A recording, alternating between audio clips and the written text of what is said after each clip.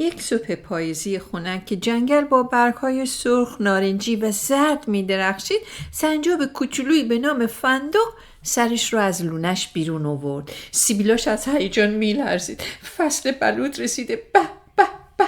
فندق بلوط عاشق بلوط بود، نه فقط برای خوردن بلکه برای جمع کردن و انبار کردن توی زمستون. لپاشو پر از بلوط کرده بود که ناگهان یک بلوط براقی از وسط برگا اومد بیرون. درست وسط توده از برگای طلایی، گیرترین براقترین بلوطی که تا به حال دیده بود اومد بیرون. اومد بلندش کنه ولی چون سنگین بود از پنجه‌هاش در رفت و قل خورد و رفت. صبر کن برگرد! فندق فریاد زد و دنبالش دوید و سرانجام این بلوط براق کنار برکه آرام ایستاد. فندق نفس زنان بهش رسید. درست وقتی میخواست بلوط رو برداره صدای شنید ببخشید. یه قورباغه گفتش که این بلوط درست اومده جای مورد علاقه من نشسته. متاسفم، فندق مؤدبانه گفت.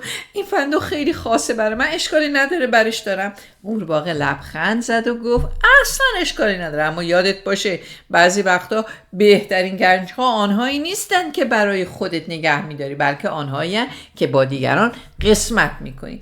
فندق بلوط رو برداشت و در حالی که به خونه میرفت با خودش فکر میکرد.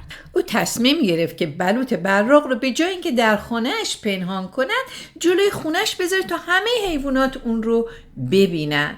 و روز بعد فندق همه دوستانش رو دعوت کرد که به خونهش بیان و اون فندق براق رو ببینن.